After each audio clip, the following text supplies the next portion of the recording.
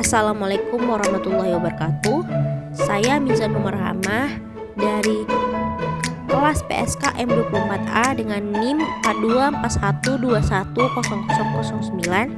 Di sini saya ingin menjelaskan tentang proses kelahiran. Kelahiran merupakan proses pengeluaran janin atau bayi dari dalam kandungan. Proses persalinan dimulai dengan kontraksi uterus yang teratur dan berakhir dengan pengeluaran bayi, plasenta, dan selaputnya. Proses persalinan biasanya berlangsung selama 12-14 jam. Pada tahapan pertama, kontraksi yang terjadi akan membuat serviks terbuka secara bertahap.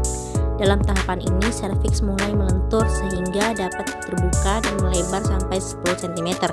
Tahap ini merupakan tahap yang paling panjang dari persalinan karena berlangsung selama beberapa jam, bahkan beberapa hari sebelum seorang wanita menjalani persalinan. Serviks yang terbuka secara bertahap ini disebut dengan fase laten. Pada fase ini, seorang akan merasakan kontraksi.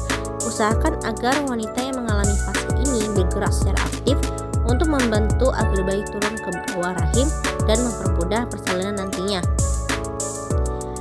Pada tahapan kedua, berlangsung dari terbukanya serviks sampai kelahiran bayi. Ketika serviks sudah terbuka dengan sempurna, bayi akan bergerak mendorong tubuhnya ke jalan lahir menuju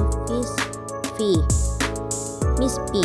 Dalam tahapan ini, ibu juga harus mengenjan untuk mendorong bayi agar cepat keluar dari MIS-P. Ibu mungkin akan merasa seperti ingin membuang air besar. Jangan lupa untuk menarik nafas saat mengenjan. Jika ini adalah kali pertama seseorang melahirkan normal, mungkin akan membutuhkan waktu sampai dengan 3 jam sebelum keluarnya bayi. Namun, jika seseorang pernah melahirkan sebelumnya, proses ini hanya memakan waktu selama kurang lebih 2 jam. Ketika bayi telah menyentuh MIS-P, biasanya dokter akan meminta ibu untuk berhenti mengenjan dan mengambil nafas. Hal ini akan membantu memberikan waktu pada otot yang berada di antara MIS-P dan anus untuk berenggang sehingga ibu bisa melahirkan dengan perlahan. Terkadang dokter akan melakukan episiotomi sebagai langkah untuk mempercepat jalan kelahiran. Episiotomi sendiri merupakan bedah kecil di mana kulit dan otot perineum disayat untuk memperbesar MIS-P sehingga mempermudah jalan keluar bayi saat lahir. Pada tahapan ketiga, tahapan terakhir terjadi setelah bayi lahir ketika uterus berkontraksi setelah proses melahirkan dan plasenta keluar melalui MIS-P. Ada 2 cara pada tahap ketiga, yaitu cara aktif dan cara alami. Pada cara aktif, ibu akan disuntik untuk membuat plasenta keluar.